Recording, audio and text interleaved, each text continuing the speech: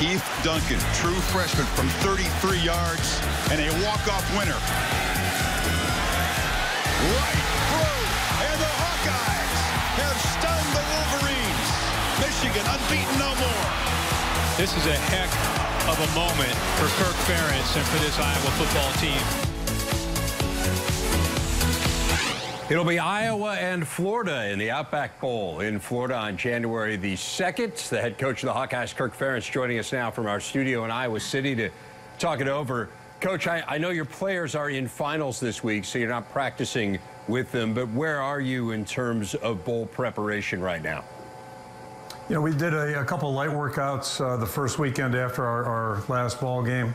Same thing last weekend. We had our banquet on Sunday, which was a real nice event. And then we just let our players go during this week. And, you know, some guys have 3 or 4 finals. Others only have 1 or 2. So it's kind of a mixed bag. But we'll wait until they're all done Friday. And then we'll start preparing for the game after that. What does it mean to have a later game? I mean, let's say the Holiday Bowl in comparison, which was a game that it seemed like there was a possibility you guys might go to. That's December 27th. So you're dealing with essentially a week later. What does that time do for you? You know, a lot of good reasons to go to Florida, and that's one of them. Certainly, we had 3 different scenarios mapped out. One date was the 30th of January, which was workable. The second is very workable, and then the 27th would have been a tight squeeze, especially considering we're in finals this week. And a lot of schools finished their finals last Friday, so that would have been a little bit better scenario that way. But yeah, we would have made it. We would have found a way to get ready, and you know, but nonetheless, we really, this is one more reason we're excited about going to Florida. It gives us a little better chance to get good preparation in without, you know, going at a breakneck speed. Does having that additional time also allow you to do different things with younger players and allow you to do maybe some things that you wouldn't have otherwise done?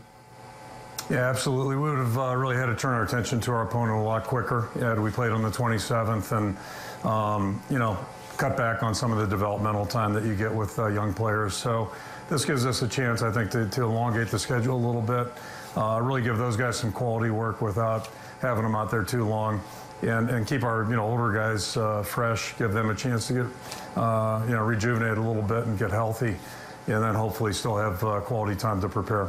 You mentioned getting healthy. What can you tell us about the injury situation, particularly with the corners? Yeah, you know, the bad news is 2 guys will not definitely play. Greg Maben has a fracture, so he's going to be out, and Drake Kulik got hurt in the last ball game. Our fullback got hurt as well, so he's got a fracture. Those 2 guys are definitely out. Manny Rugamba will be a week-to-week thing. You know, we'll know more here in another week or so how that's going. I think he has an outside chance to play. And then guys like Cole Croston, fortunately, I think he's got a realistic chance to start working back. George Kittle played in our last ball game, not at full speed, but he played. And hopefully, you know, when the second comes around, he'll be able to play in a way that's a little bit more representative of the kind of player he is. You mentioned on our bowl selection show that you guys had lost 4 bowl games in a row and that maybe you were rethinking a little bit in terms of how you were approaching bowl games. Give us a sense of what might be different for you guys this year. Yeah, probably the biggest difference is just the amount of time we spend away from Iowa. You know, in years past, we've tried to get there 9 days in front of the game, even sometimes 10. And this week, or this year, I should say, we would have traveled in what would have been a, you know, probably the Sunday of a game week, gotten there like our Sunday night. Now, the Outback Bowl requires us to be there on the 26th, so we'll fly down that afternoon and get in Tampa late that afternoon, early that evening. But, you know, otherwise we probably would have gone a day later. So we're going to spend a little more time here, work out of this. You know, we got a beautiful facility now, so we just felt like this is a better environment probably for our guys to train, to get ready. And then we'll streamline the week once we get down there and maybe spend a little less time on the field than we have in years past, a little less time in the hotel, and, you know, the week will go a little quicker. Finally, Coach, a new trophy for the trophy case this week, and a big one at that, a heavy one. I know it weighs about 350 pounds. Your offensive line won the Joe Moore Award, which is given to the best line in the country. I know Joe was a mentor of yours when you were a graduate assistant at Pitt. What does it mean to win an award named in his honor? You know, on a personal note, yeah, Joe's my high school coach. My senior year, I played for him. I worked with Coach Moore in 1981, University of Pittsburgh, one of the greatest years of my life. And a little known fact, but he's the guy that taught Coach Ferentz to hire me. I think unless I threw up on Coach's desk, I had the job.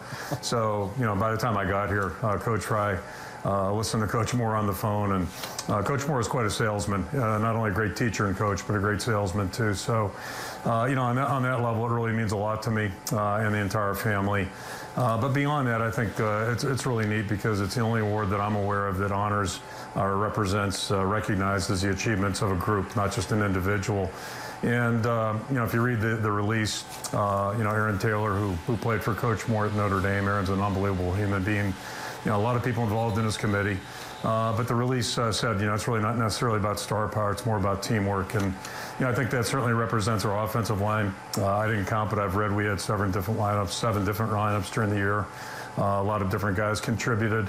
And really on a bigger picture, it really kind of represents the 2016 Hawkeye team. We weren't loaded with star power, maybe, top to bottom, coaches right on down. But, we had a lot of guys that really just did what they could to help the team. Tremendous character. The guys have been doing things right, really going back to January. So, to me, the awards basically really represented our entire football team. And this has been one of the more enjoyable years I've ever had in coaching. And it just gets back to the kind of players that we have on our team. Head coach of the Hawkeyes, Kirk Ferentz. Kirk, thanks a lot for your time. Have a great holiday season, and we look forward to seeing the Hawks in action on January 2nd. Well, thanks, Dave, and thanks for the great job you guys all do, presenting our product. And I wish everybody just a great holiday season. Thank you. Thanks, Coach.